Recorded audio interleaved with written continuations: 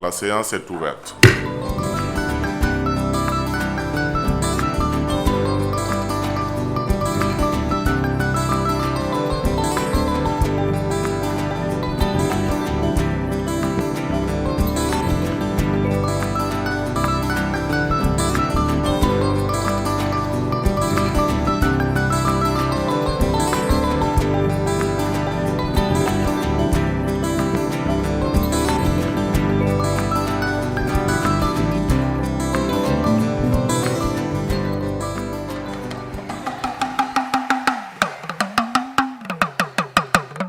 Madame, Monsieur, bonsoir et bienvenue à votre émission La Tribune de l'Assemblée nationale. La Tribune de l'Assemblée nationale est une émission qui va vous permettre de vous familiariser avec la vie de la représentation nationale. Le décor ainsi planté, place à la première rubrique, le dossier du jour.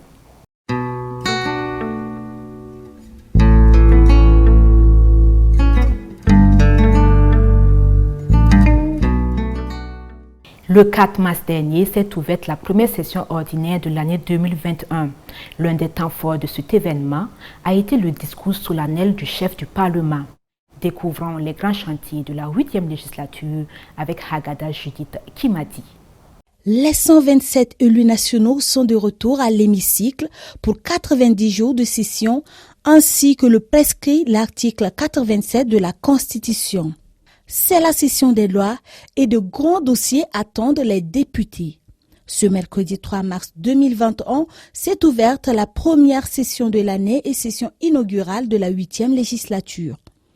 Une cérémonie marquée par le discours solennel du chef du Parlement burkinabé. Dans son allocution, l'occupant du perchoir a dévoilé les grandes lignes du programme qu'il entend dérouler à la tête de l'institution parlementaire. La première session de l'année dite session des lois sera consacrée à l'examen de plusieurs projets de loi parmi lesquels le projet de loi portant protection des personnes à l'égard du traitement des données à caractère personnel, le projet de loi portant loi d'orientation du tourisme au Burkina Faso, le projet de loi portant régime de sécurité sociale applicable aux agents publics de l'État, le projet de loi portant régime de sécurité sociale applicable aux travailleurs salariés et assimilés, le projet de loi portant modification de la loi numéro 001-2016 AN du 24 mars 2016 portant création d'une commission nationale des droits humains, le projet de loi portant modification de la loi numéro 022-2014 AN du 27 mai 2014 portant prévention et répression de la torture et des pratiques assimilées. Au nombre des chantiers annoncés, l'organisation et la planification domestique, la recherche de nouveaux partenaires techniques et financiers, l'élaboration et l'adoption du règlement financier et comptable, le manuel de procédure ainsi que le règlement administratif de l'Assemblée nationale. Des défis que doivent relever les élus nationaux en ayant à l'esprit la philosophie du travail bien fait. Pour ces 3 mois de session dite des lois, le président de l'Assemblée nationale se veut perfectionniste. L'Assemblée nationale s'est évertue à être à la hauteur de sa raison d'être, c'est-à-dire représenter le peuple et pour le peuple. Mais assez bon ne suffit pas si ça peut être mieux. Mieux ne suffit pas si ça peut être meilleur. Et tant que ça peut être meilleur, c'est que le devoir n'est pas encore accompli. Le meilleur moyen de servir le peuple étant de lui donner les moyens de se servir lui-même, alors offrons-lui les lois les meilleures dont il a besoin pour être l'artisan de son propre bonheur. Le compte à rebours a commencé et les députés entendent œuvrer à relever ces défis et surtout travailler dans le sens de l'intérêt général.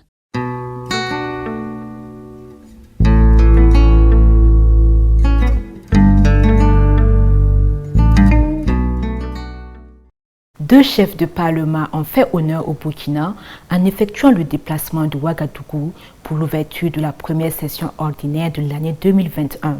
Qui sont-ils? Éléments de réponse avec Kwame Bama et Alain Koulibaly. Leur présence à l'ouverture de cette première session ordinaire de l'année 2021 n'ont laissé personne indifférente. Eux, ce sont les chefs des parlements béninois et maliens venus communier avec leurs homologues burkinabés à cette cérémonie solennelle qui marque le début des activités de la 8e législature. Premier à passer à la chaire, le président de l'Assemblée nationale du Bénin, Louis Vlavonou. Il a évoqué à l'entame de son discours et dans un long cours d'histoire les liens séculaires qui unissent le Bénin et le Burkina Faso. Des liens qui devraient être mis à profit selon lui pour lutter contre les maux qui gangrènent la sous-région, à savoir le terrorisme et la Covid-19. Il a par ailleurs invité son auditoire à la culture de la bonne gouvernance et de la démocratie, gage un développement harmonieux du continent africain. Le tribut payé par les pays victimes comme vous et nous, et les sacrifices qu'implique la lutte contre le terrorisme sont lourds pour nos États et nos populations. Ces attaques nous interpellent et nous appellent à un front commun contre cet ennemi commun. Le président du Conseil national de la transition malienne, Malick Diaw, quant à lui, a axé son allocution sur la nécessité pour les deux pays d'unir leurs forces pour venir à bout des affres de l'insécurité et du terrorisme. Les destinées de nos deux populations sont intimement liées. En effet, nos deux peuples sont unis non seulement par l'histoire et la géographie, mais aussi par leur attachement profond à la dignité, à leur culture et surtout à leur nation. D'où la nécessité absolue pour nos parlements de voter des lois permettant véritablement à nos États de se construire et de se développer dans la paix, la concorde, la sécurité. Ce séjour de 48 heures des chefs de parlement béninois et maliens en terre burkinabé contribue à renforcer la coopération et la diplomatie parlementaire.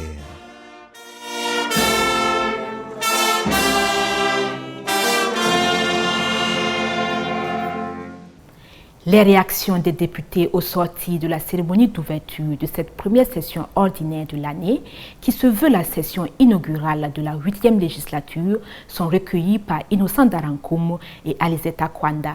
Le Parlement est une institution destinée par la Constitution à se prononcer sur les mesures de politique publique. Un discours riche et positivement apprécié, c'est ce qui ressort des propos des députés, toute obédience politique confondue, à propos du discours solennel prononcé par le président de l'Assemblée nationale, Alassane Bala Sakandé, lors de l'ouverture de la première session ordinaire de l'année 2021. Une session qui s'annonce très studieuse et au regard de la pertinence des projets qui sont enrôlés, ce qui met les élus nationaux dans une dynamique de travail pour l'intérêt de toute la nation burkinabé. Mon émotion est atténuée par cet encouragement à faire de sorte que cette législature soit une essence de propositions, surtout de propositions, certes de contrôle, mais de propositions pour améliorer la gouvernance dans ce pays-là. Des législatures qui se sont succédées dans l'histoire politique de notre pays, d'aucuns présagent que celle-là, c'est-à-dire la 8e législature, serait originale au regard des idées nouvelles contenues dans les propos du chef du Parlement burkinabé. C'est une grande évolution par rapport à ce que nous voyons par le passé.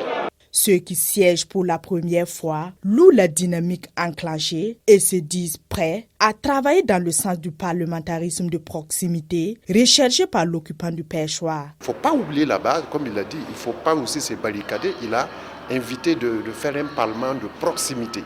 On doit toujours aller à la base, expliquer ce que nous avons fait, et écouter aussi leurs soucis, mais il faut éduquer qu'on n'est pas là seulement au nom d'une province et au nom d'un parti. Une approche inclusive et participative s'impose donc à ces représentants du peuple. Pour ce faire, ils ont le devoir de s'interroger sur la portée des lois dans la vie quotidienne des populations. Faisant suite aux résultats des élections législatives du 22 novembre 2020, le président de l'Assemblée nationale, par arrêté, a entériné la désignation du chef de file de l'opposition politique. Pourquoi il en est ainsi? Suivez plutôt. Le chef de file de l'opposition politique au Burkina Faso, CEFOP, est une institution républicaine arrimée à l'Assemblée nationale.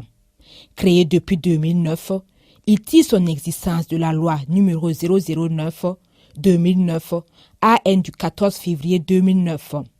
C'est également bon de préciser que c'est l'Assemblée nationale qui met à la disposition du CEFOP le budget pour son fonctionnement.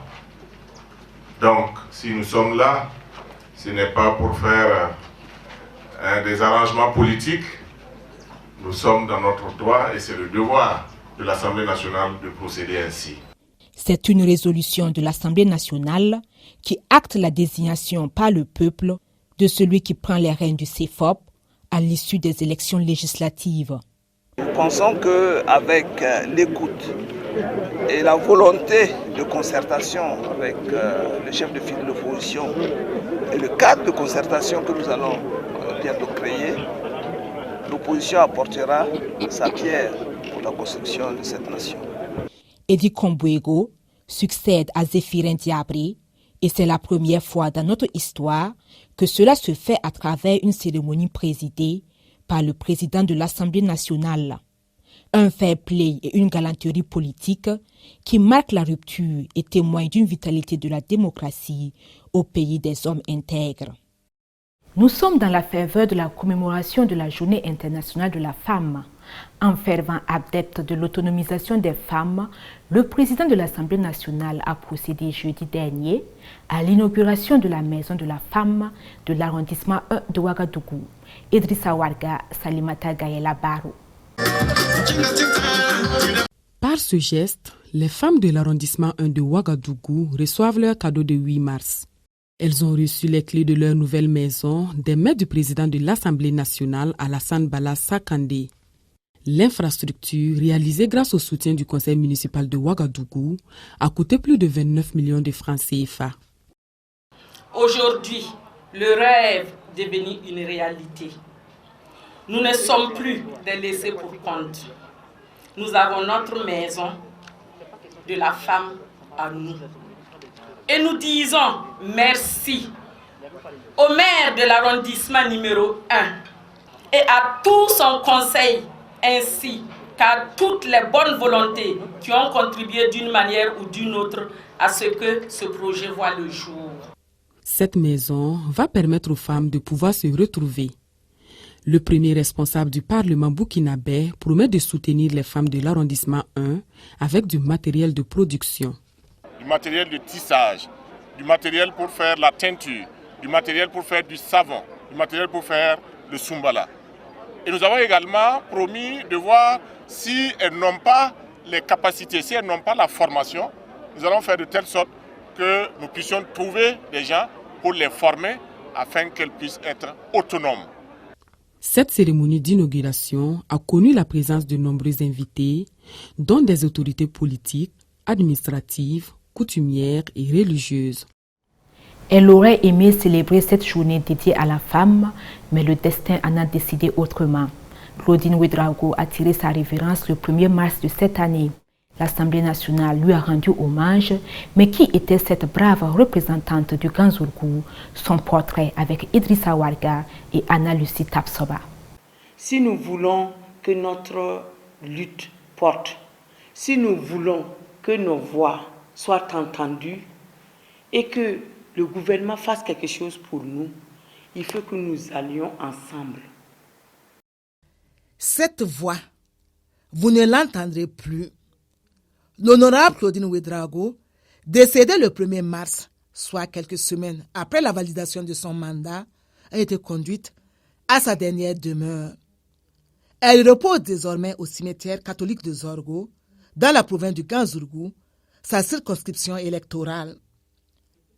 De l'Assemblée nationale au cimetière, en passant par son domicile et l'église, ses collègues députés et les responsables de l'institution parlementaire étaient présents pour apporter leur soutien et réconfort aux 2 enfants de la défunte et à la famille durement éprouvée. Né le 3 octobre 1971, l'honorable Claudine Ouedraogo, à une semaine de sa mort, dans le cadre d'une interview, nous a confié avoir débuté sa carrière politique dès l'adolescence aux côtés de sa mère. Elle entendait ainsi porter le cri de cœur des femmes en vue de l'amélioration de leurs conditions de vie.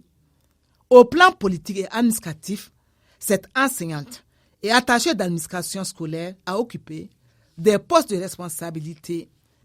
Elle est la première femme députée de la province après 4 tentatives, a-t-elle soutenu. Pour ses camarades politiques du MPP, Claudine Ouédraogo, qui cumule 30 ans de vie militante, est une battante qui savait mobiliser les femmes pour le combat politique et les actions de développement. C'est une perte pour le Ganzourgou, c'est une perte pour la région du plateau central, mais une perte pour le Burkina tout entier. L'actuel ministre en charge de la culture et l'honorable Maïmouna Ouédraogo Sawadgo, qui l'ont longtemps côtoyé, n'en disent pas moins.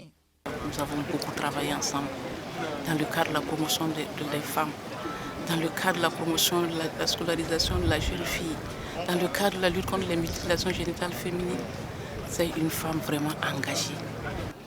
C'est vraiment un monument qui s'en va, un monument de la combativité, un monument de la persévérance. Que l'honorable Claudine Ouédraogo repose en paix et que la terre libre de Burkina Faso lui soit légère.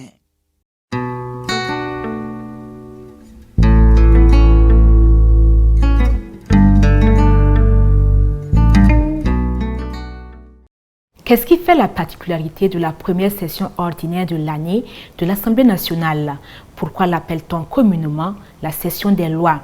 Les réponses à ces questions à travers cet entretien avec le président de la Commission des affaires générales, institutionnelles et des droits humains, Sayouba Ouédraogo. Dites-nous, qu'est-ce qui fait la particularité de la première session ordinaire de l'année?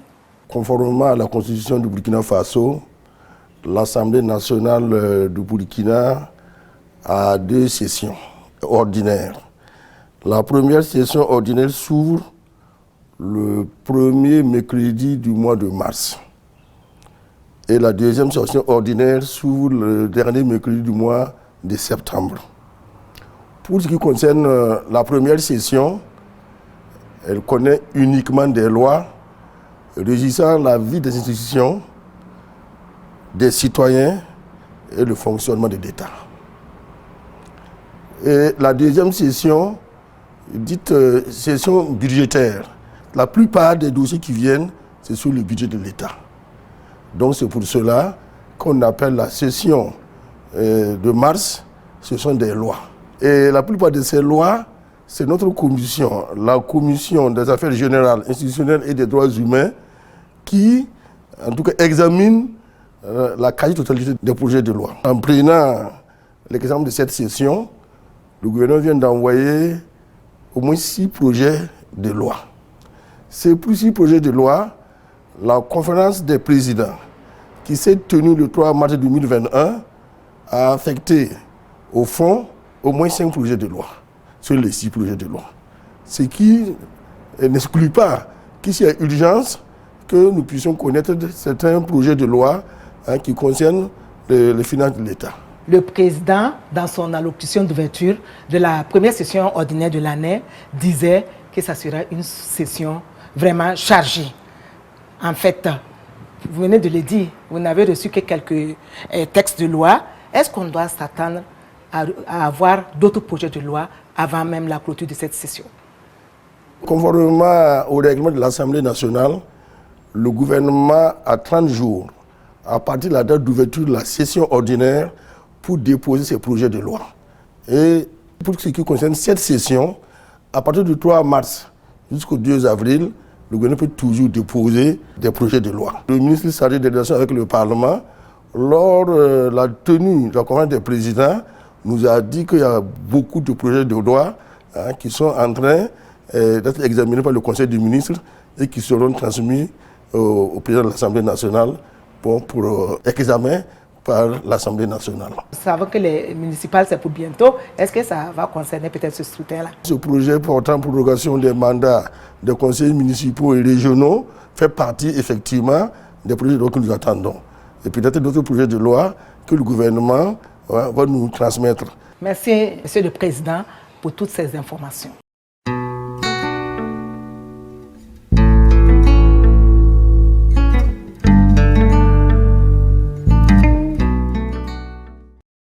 La rubrique Le vocable parlementaire s'intéresse aujourd'hui au terme hémicycle. Pour ce premier numéro, notre invité, M. Honorable Bationo, chargé des relations publiques et des visites guidées à l'Assemblée nationale, nous fait découvrir ce à quoi renvoie le mot hémicycle. Un hémicycle dans une assemblée parlementaire, c'est la salle où tous les députés sont réunis en séance plénière pour statuer sur les dossiers inscrits à l'ordre du jour. L'appellation hémicycle vient du fait que les salles ou la salle où les députés tiennent généralement leur débat pour adopter la loi a une forme de demi-cercle. Et cette généralisation s'est étendue dans l'espace francophone et même quand où ils tiennent leur réunion n'a pas la forme d'un demi-cercle, on a fini par adopter l'appellation hémicycle. La configuration de l'hémicycle peut se présenter de la façon suivante. Vous avez un présidium. Lequel présidium est composé d'un perchoir où est assis le président de l'Assemblée nationale. Il est assisté par 4 personnes, pour le cas du Burkina, 2 de l'administration parlementaire et 2 secrétaires parlementaires qui sont membres du bureau. Mais ces temps-ci, vous l'aurez constaté, Covid-19 oblige, ce nombre a été ramené à 2 pour ceux qui assistent le président pour respecter les distances sociales qui sont requises par le ministère de la Santé. Ensuite, vous avez en face les sièges des députés. Entre les députés et le présidium, il y a le pupitre. Et vous avez après ça les sièges réservés aux membres du gouvernement sont distincts des sièges des députés.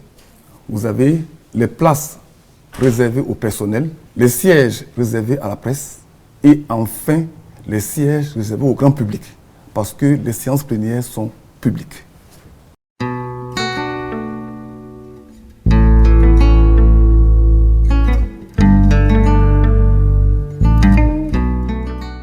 La prochaine plénière est prévue pour le mercredi 23 mars 2021. C'est tout pour aujourd'hui. Merci de nous avoir suivis et à la prochaine.